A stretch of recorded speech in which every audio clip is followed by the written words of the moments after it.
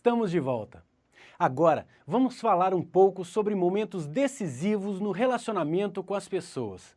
Nos momentos em que podemos perceber se as pessoas estão comprometidas com o seu trabalho e com sua instituição. Momentos decisivos que nos fazem perceber se os profissionais compreendem tanto o seu valor quanto o valor da sua instituição. Se esses profissionais são capazes de ver os problemas, encará-los como desafios, ou se apenas estão ali para cumprir regras.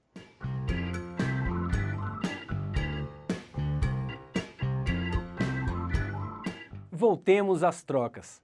Como vimos aqui, no dia a dia de toda instituição, vamos precisar de nos comunicar em uma série de situações.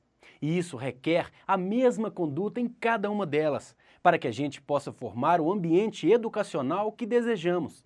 Agir conforme a boa conduta é pensar a escola como espaço privilegiado de comunicação de ideias e de ideais, de reflexão e ação, de solidariedade e respeito às diferenças. Seja em um atendimento presencial, em uma reunião, em um e-mail, em um outro tipo de correspondência profissional ou falando ao telefone. Em todas essas situações, temos que pensar qual a melhor forma de usar a clareza e a objetividade a nosso favor. Você se lembra que eu disse que a clareza e a objetividade vão nos fazer voar mais longe? Mesmo nos comunicados mais informais, como um bilhete, por exemplo, sempre temos que estar atentos à coerência com o nosso jeito de agir, com os nossos valores que carregamos, os nossos e o da nossa instituição. Essa é uma boa dica.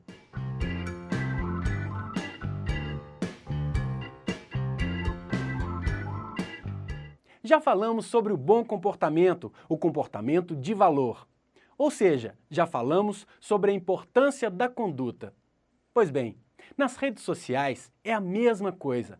Assim como as regras de convivência harmônica e de comportamento de valor devem ser a sua referência dentro de uma instituição, também devem ser fora dela. Sabe por quê? Porque devemos ser a mesma pessoa dentro e fora da instituição. Quem é mal educado em casa, dificilmente vai ser bem educado na instituição. Aliás, por que você seria bem educado em casa e mal educado na instituição? Isso não faz sentido algum. E hoje, nesse mundo confuso e veloz, as redes sociais, como o próprio nome diz, são teias que integram o público e o privado, o particular e o coletivo, e de modo muito rápido. Se você tem um hábito ruim e expõe em rede, tenha certeza que isso vai chegar em todo o seu universo de atuação, do particular ao coletivo, em um piscar de olhos. Isso quer dizer que pode impactar não só uma área de seu convívio, como, por exemplo, seus amigos. Pode impactar sua família, seus colegas de trabalho, seus coordenadores, educadores, diretores, ou seja, todos de fora e de dentro da comunidade educativa. Por isso, um erro básico é ficar colocando nas redes sociais que detesta segunda-feira porque é quando começa a semana de trabalho, ou que está doido para chegar à sexta à tarde e sair logo do serviço, por exemplo. Hoje em dia, a exposição é tanta que a medida do que é público ou privado começa a se perder. No entanto, as diferenças são as mesmas. O exemplo de profissional tem um papel exemplar dentro e fora da instituição, dentro e fora das redes sociais.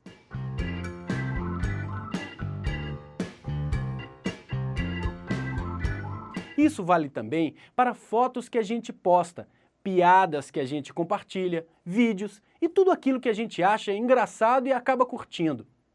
Cuidado com referências agressivas a colegas, superiores, personalidades, ainda que em tom de brincadeira.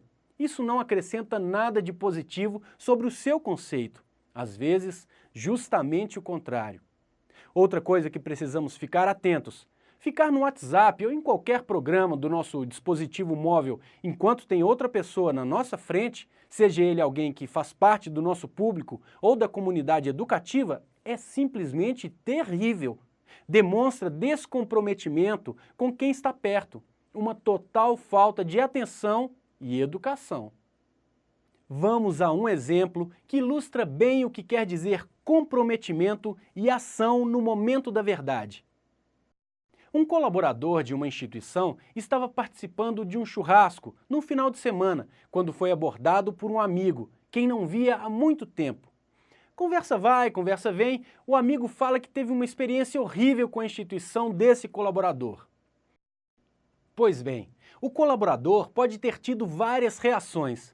Vejamos duas possibilidades que ilustram bem o que a gente precisa.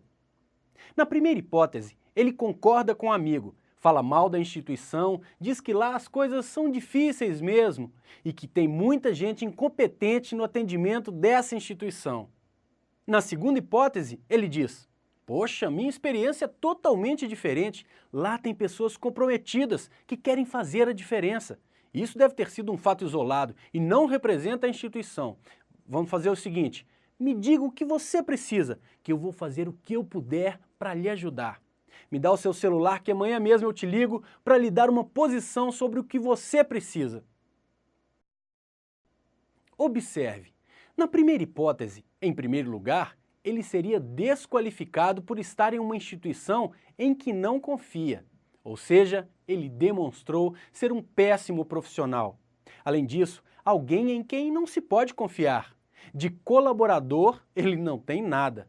Como você trabalha em um lugar e fala mal desse lugar? Como diz o dito popular, ninguém cospe no prato que comeu. Se a instituição tem alguma dificuldade, o profissional exemplar deve ser o primeiro a se dispor a ajudar para transformar essa realidade. Já na segunda hipótese, ele demonstrou ser um ótimo profissional. Chamou para si a responsabilidade de mudar o conceito que o amigo tinha sobre a instituição. O problema do amigo virou o seu desafio. Isso demonstra comprometimento. Isso demonstra que ele é motivado para cuidar da sua imagem como profissional e da imagem da sua instituição. Podemos dizer que ele compreende a ideologia de Dom Bosco e Madre Mazarello de transformar a realidade em que está inserido, tornando-a aos olhos do próximo a casa que acolhe, a escola que educa, a paróquia que evangeliza e o pátio onde todos se encontram como amigos. Além disso, ele zela por sua instituição e seus valores.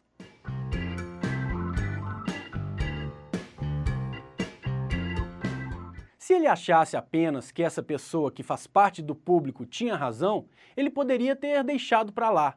Mas não, ele quis fazer a diferença, ser proativo e ajudar o time da instituição a fazer o gol, a marcar ponto com o seu público no próximo contato. Perceba que a reação, a postura do nosso colega levou imediatamente à percepção de que a instituição e o próprio profissional são exemplos de valor.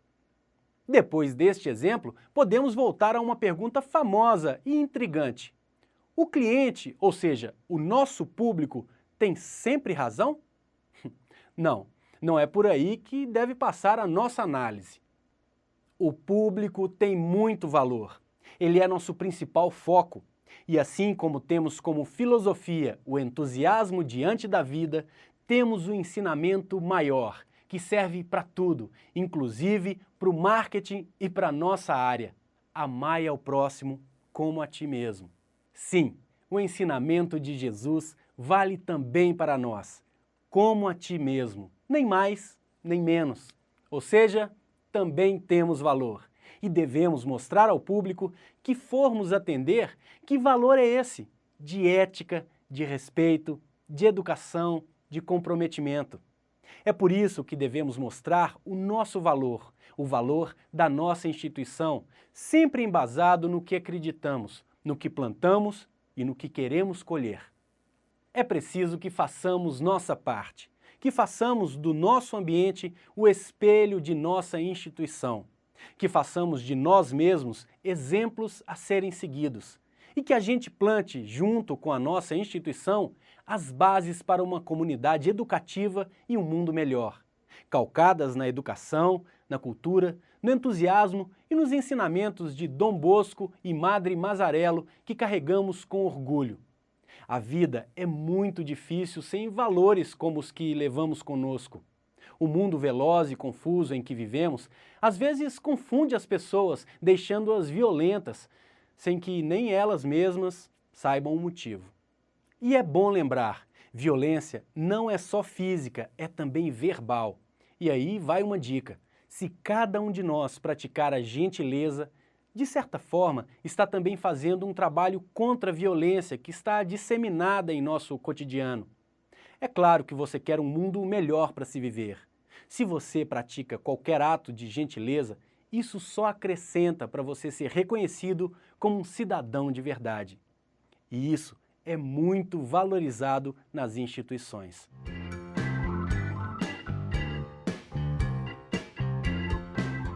Chegamos ao momento da verdade.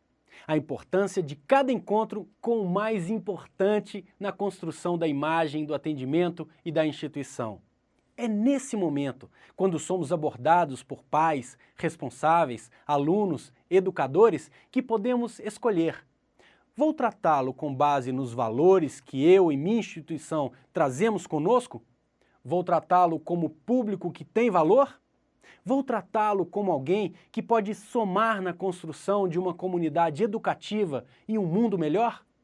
Vou ao encontro do que ele acredita e fazer de tudo o que estiver ao meu alcance para transformar o problema dele no meu desafio? Vou conseguir superar as expectativas desse garoto? Desse pai? Desse responsável? Desse educador?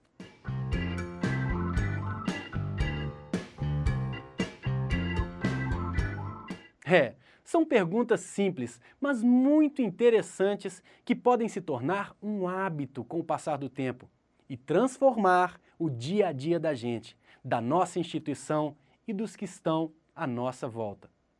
Olha, no próximo encontro falaremos mais sobre como criar a cultura de atendimento ao público de alta qualidade. Até lá!